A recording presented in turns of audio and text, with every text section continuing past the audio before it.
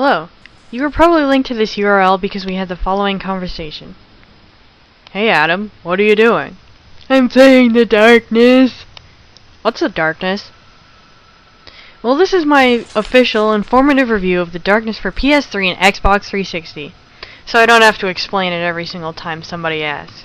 And don't worry, I'm not going to spoil the game too much. I'll just talk about what you can and can't do within the game rather than the story itself. No plot points.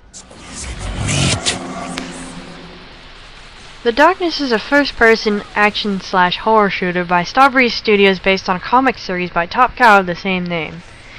It stands out in that it takes place in modern-day New York, and not only do you get to use guns as a weapon, but all the powers of the Darkness. What's the Darkness, you ask? Well, for the most part, it's a big mystery.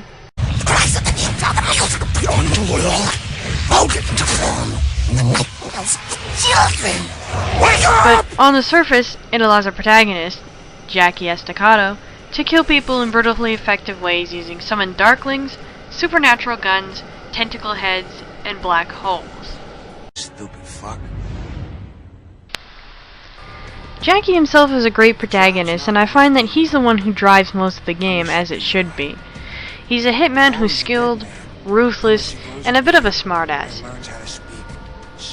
Unfortunately for Jackie, the world is throwing him some hardball.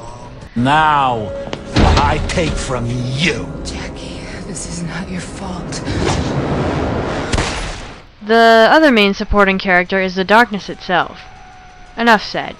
I don't want to spoil it, as I did say. No, stupid puppet. The controls feel very grounded, which is both a good and a bad thing. When you move, the camera bounces as if you're Jackie yourself. When you shoot, you can almost feel the gun recoil, but the best part is using the Darkness powers themselves. There's nothing more satisfying than impaling some stupid cop or mobster with a gigantic spike that comes out of your back. Plus the graphics are really good, so it just adds more to the really gory and really realistic and gritty atmosphere. And not only do you run around all of New York's underbelly, but you get to go to another place that I can only really call hell. So you don't feel like you're running around the same areas the whole game. Also, the music?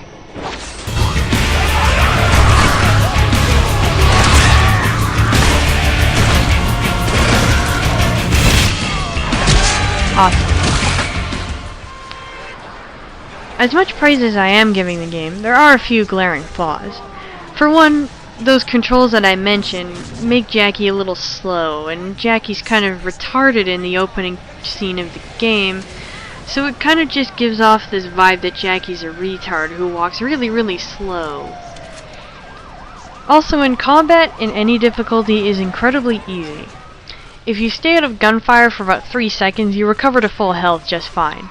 Plus the gun sights on the game just kind of slide up to where the head area is on your target without you having to really aim. And also with all the Darkness powers and the enhanced health and the sliding, the game's combat is really, really easy, even on the hardest setting in the final levels of the game.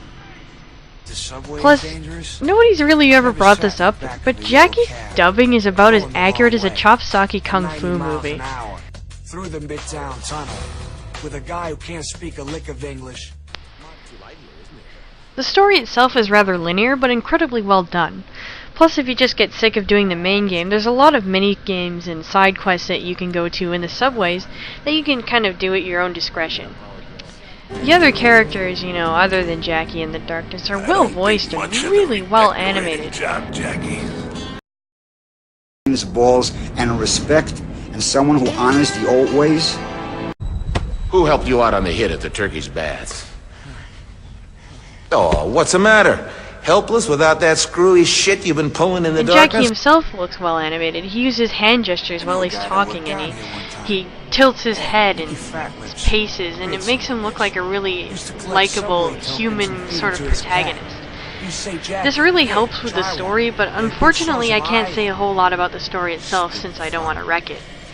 One of the little things is that the Darklings, the guys that you summon, say really weird stuff. And you have to actually put a lot of care into the environment. Like, you have to shoot out street lamps so that your Darkness powers can work better. All in all, it's a visually amazing, well-told story through a game. It's not a very hard game, but it's also pretty long. It's at least 5 hours through a speedrun where you don't have to do any of the minigames. I give it about 4.5 human hearts, so 4.5 human hearts out of 5. So go pick it up. And that? Well, that was the first time I died.